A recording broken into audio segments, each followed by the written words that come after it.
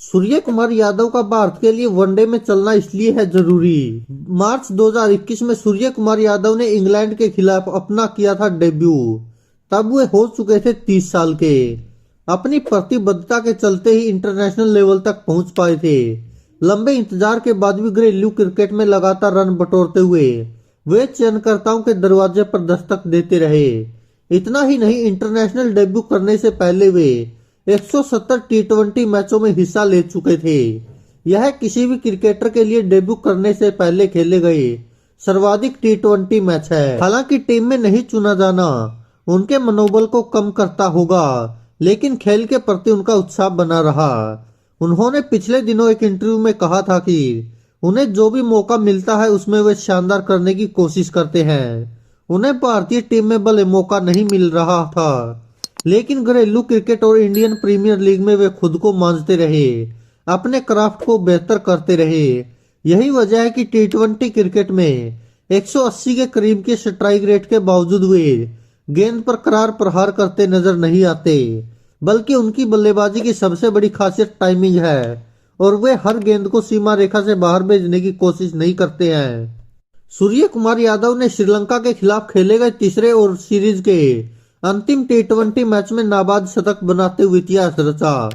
इससे पहले टी20 मैचों में उन्होंने इंग्लैंड के खिलाफ नॉटिंघम में और न्यूजीलैंड के खिलाफ माउंट मॉन्गुइन में शतक बनाया था। इस पारी के दौरान सबसे कम गेंदों पर 1500 रन तक पहुंचने का रिकॉर्ड उन्होंने बनाया।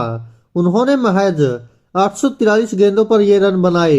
इस दौरान उनकी स्ट्राइक रेट 180 से ज्यादा की रही है। पारी के हिसाब से वे 1500 रन तक पहुंचने वाले तेज बल्लेबाजों की सूची में तीसरे पायदान पर है। अब तक 45 टी20 मैचों की 43 पारियों में सूर्य कुमार यादव ने 46.41 की औसत से 1578 रन बनाए हैं, जिसमें 3 शतक और 13 अर्धशतक शामिल है। उनका सर्वश्रेष्ठ स्कोर 117 रन है। अपना तीसरा शतक उन्होंने महज 45 गेंदों पर बनाया।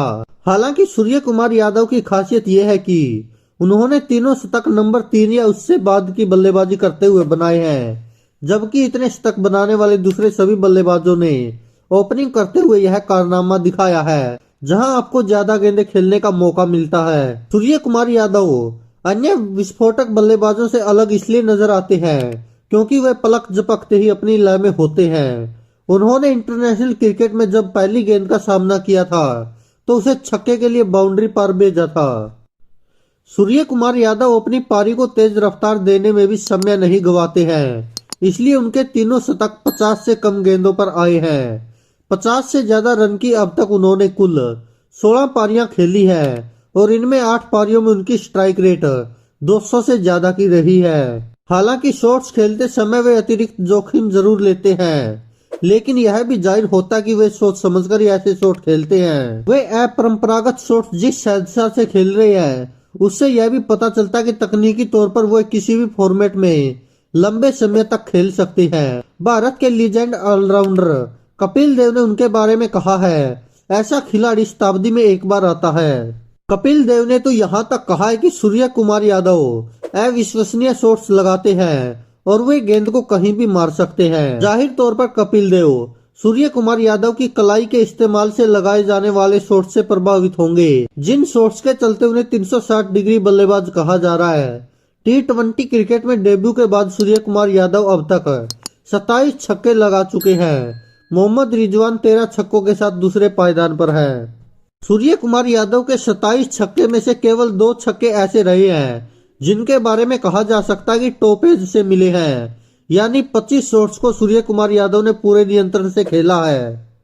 सूर्य कुमार यादव जिस गेंद को थर्ड मैन के ऊपर से मार सकते हैं उसी गेंद को स्कूप के जरिए फाइन लेग से बाहर भेज सकते हैं। इस खासियत के चलते वे छोटी बाउंड्री को भी तलाश लेते हैं।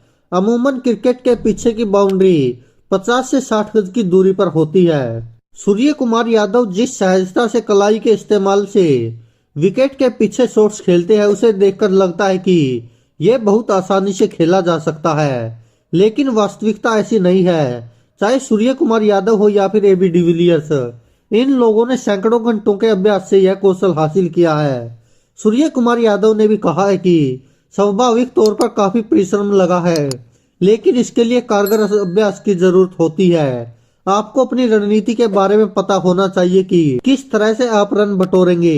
T20 क्रिकेट काफी डिमांडिंग हो चुकी है। ऐसे में बल्लेबाज को दूसरे तीसरे वैकल्पिक प्लान के साथ खेलना होता है। अगर पहली योजना नाकाम हो रही है तो उनके पास दूसरे विकल्प होने चाहिए। इसी तरह से गेंदबाजी बल्लेबाजों को देख देख कर अपने प्लान बनाते हैं। श्रीलंका के खिलाफ एक पारी के बाद बीते सप्ताह ही सूर्य कुमार यादव ने कहा था, कुछ शॉट्स तो सोचे समझे होते हैं, लेकिन गेंदबाज ने अगर दूसरे तरह की गेंद डाल दी तो आपके दूसरे शॉट्स भी होने चाहिए। सूर्य कुमार यादव अपनी बल्लेबाजी के दौरान फील्ड का आकलन भी करते हैं। कई बार यह दिखा है कि छक्का लगाने की कोशिश करने के बदले वे एक्स्ट्रा कवर और मिड ऑफ पर चौके लगाते हैं, जिसमें कम जोखिम होता है। अपने स्कूप शॉट्स का इस्तेमाल वे डेथ ओवरों में तभी करते हैं जब तेज गेंदबाज फाइन लेग को 30 गज के सर्किल में बुला लेते हैं। इन सबके बाद भी सबसे अहम सवाल यही है कि क्या सूर्य कुमार यादव अपनी कामयाबी वनडे क्रिकेट में भी दोहरा सकते हैं। ये सवाल इसलिए भी अहम है क्योंकि भारत इस साल अक्टूबर-नवंबर महीने में वर्ल्ड कप क्रिकेट का आयोजन करने जा रहा है। ऐसे में हर क्रिकेट फैंस को उम्मीद है कि सूर्य कुमार यादव वनडे क्रिकेट में कामयाब हों और इस कामयाबी के लिए T20 क्रिकेट के हिटर बल्लेबाज पर बहुत दबाव भी है। आंकड़ों के हिसाब से वनडे क्रिकेट में सूर्य कुमार यादव उतने प्रभावी नजर नहीं आए हैं। उन्होंने 16 मैचों में 32 की औसत से अब तक 384 रन ही बनाए हैं। उनका सर्वश्रेष्ठ स्कोर भी केवल 64 ही है। अब तक वे 15 वनडे पारियों में बल्लेबाजी कर चुके हैं और इसमें 2 बार उन्होंने अर्धशतकीय पारी खेली है। वहीं अंतिम 9 वनडे मैचों में उनका सर्वाधिक स्कोर नाबाद 34 रन रहा है। इन आंकड़ों के आधार पर सूर्य कुमार यादव की काबिलियत का आकलन तर्कसंगत नहीं होगा, क्योंकि उनके अंदर वह आग नजर आ रही है जो उन्हें किसी भी फॉर्मेट में कामयाबी दिला सकती है। श्रीलंका के खिलाफ T20 सीरीज से पहले उन्होंने रणजी ट्रॉफी में मुंबई के लिए 90+ रनों वाली कुछ पारियां भी खेली है। शॉट्स लगाने की उनकी अक्षमता पर भी संदेह नहीं किया जा सकता, लेकिन यह समझना होगा कि T20 वनडे और टेस्ट तीनों अलग अलग तरह के खेल है और इनकी जरूरतें भी अलग अलग है। अगर कोई खिलाड़ी एक फॉर्मेट में कामयाब है तो इसका मतलब यह नहीं है कि वह दूसरे फॉर्मेट में भी उतना ही कामयाब होगा।